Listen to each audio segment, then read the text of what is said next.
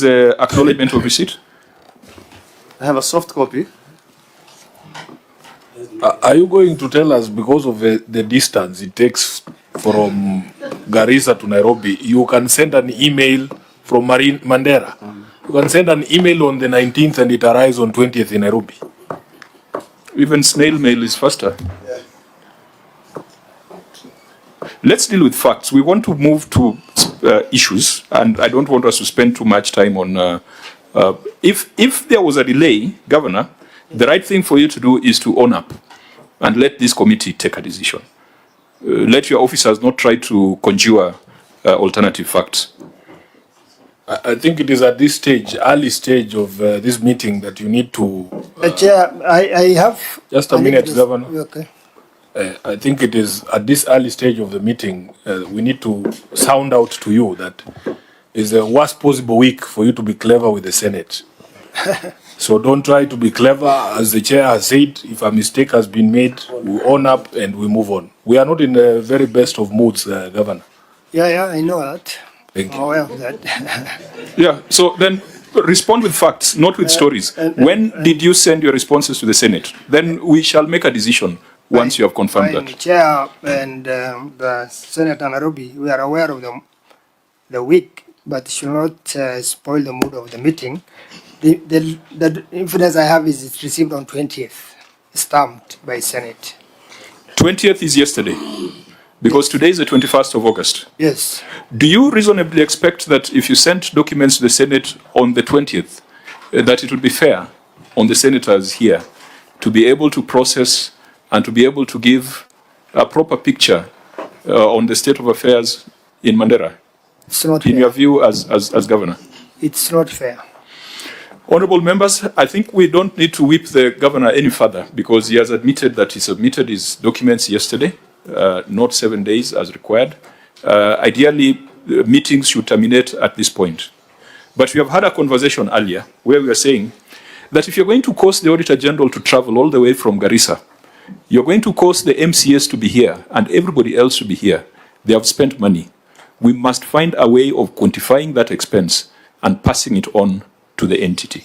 We have asked the National Treasury to consult with our legal team to find the relevant provisions that we can use to surcharge you as a CEO. And I think that is something that we must ensure we do. If the law does not allow it, then we must amend the law to avoid this kind of wasteful expenditure. You traveling to Nairobi, knowing full well that you are not in compliance with the requirements and procedures of the Senate. And then, you know, if you look at the expenditure that has been incurred, even from the Auditor General's perspective, and all the other stakeholders, that is money that could have been used to drill a borehole somewhere or to build an ECD class somewhere. So I think we shall pronounce ourselves on that. I don't want that to be the focus of today's meeting, because there are much bigger issues. Honorable members, we have received this brief from the Auditor General, and the Auditor General says, yes, the submission was late, but there are one or two things that they could look at.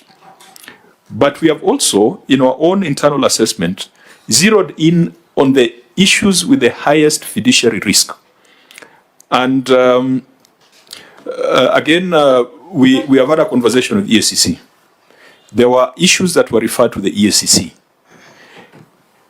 Before we send the Governor back to Mandera, the EACC must tell us what action they have taken on the issues that were referred to them.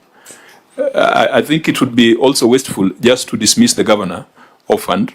We must look at one or two substantive issues and form some resolutions out of it. Senator Cherargei. Sorry for going further. I just wanted a preliminary question with the indulgence of the committee.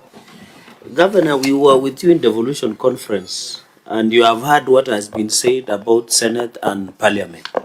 Let me ask you a very direct question. You have appeared as the Speaker of Mandera County Assembly. You are now appearing as the Governor of Mandera.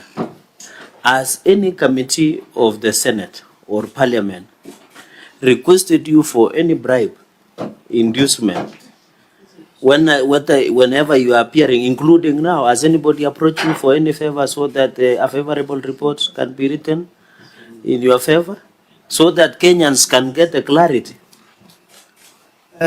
Governor? Senator, with all due respect, I think this is not a matter for discussion for this committee, and I beg not to comment on that for now.